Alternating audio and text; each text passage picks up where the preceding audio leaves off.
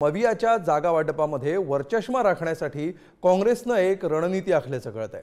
काँग्रेसच्या दिल्लीतल्या बैठकीमध्ये महत्त्वाची चर्चा झाली आहे। दबाव न जुमानता वाटाघाटी करण्याची काँग्रेसची रणनीती असल्याचं समोर येत आहे। लोकसभेच्या यशाच्या आधारे वाटाघाटी आता केल्या जाव्यात अशी देखील चर्चा या बैठकीत झाल्याचं समजतंय। तर काँग्रेसच्या बैठकीत नेमक्या कोणकोणत्या मुद्द्यांवर चर्चा झाली बघूया ग्राफिक्सच्या माध्यमातून। जागा वाटपासाठी मवियामध्ये समन्वय समिती बनवली जावी हा एक चर्चेतला महत्त्वाचा मुद्दा होता। दुसरा महत्त्वाचा मुद्दा होता लोकसभेत जास्त जागा आल्या तर विधानसभेत आता जास्त जागा हव्यात, म्हणजेच लोकसभेतील परफॉर्मन्स आधारभूत ठेवून विधानसभेमधल्या जागा वाटपाची चर्चा व्हावी। जास्त जागा मिळाव्या अशी राज्य काँग्रेसची भूमिका आहे आणि केंद्रीय नेतृत्वाने देखील ही बाब मान्य केली आहे। त्याचप्रमाणे उमेदवारी देताना सोशल इंजिनिअरिंग हा मुद्दा देखील लक्षात घ्यावा आणि त्यामुळे सर्व जाती धर्माच्या आणि सर्व गटांना उमेदवारी देण्यात यावी, प्रतिनिधित्व मिळावं, लोकसभेत फायदेशीर ठरलेले आणि लोकहिताचे मुद्दे घेऊन लोकांमध्ये जावं असं देखील काँग्रेसच्या या बैठकीत समोर आलंय, चर्चा झाल्याचं समजतंय।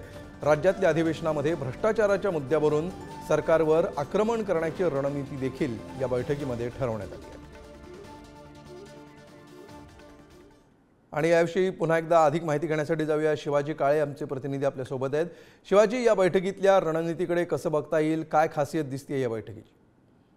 आजची बैठक जी होती त्याच्यामध्ये काँग्रेस अध्यक्ष मल्लिकार्जुन खरगे त्याचबरोबर राहुल गांधी ते उपस्थित होते आणि राज्यातील सर्व नेत्यांशी वन टू वन बातचीत जी होती काँग्रेस नेते करत होते। त्या दरम्यान एका व्यक्तीने एका राज्यातील नेत्याने असं सांगितलं की आपल्याकडे जेव्हा एकच खासदार होता आणि ते देखील दिवंगत खासदार होते, त्यामुळं महाराष्ट्रामध्ये एकही खासदार नाही असं असताना जेव्हा बार्गेनिंग करायची वेळ आली तेव्हा शरद पवार असो किंवा ठाकरे गट असो तुमच्याकडे एकही खासदार नाही, काँग्रेसची परिस्थिती अत्यंत वाईट आहे।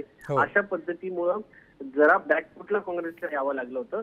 त्यामुळं आता विधानसभाच्या जेव्हा जागा वाटप करायचे अशा वेळेस देखील त्यांचा दबाव असणं अपेक्षित आहे। त्यावेळेस काँग्रेसच्या नेतृत्वाने सांगितलं निश्चितपणे म्हणजे कशा प्रकारे हा दबाव टाकला जातो आणि प्रत्यक्ष जागा वाटपामध्ये याचा काय इम्प्लिमेंट होतं हे बघणं महत्त्वाचं आहे।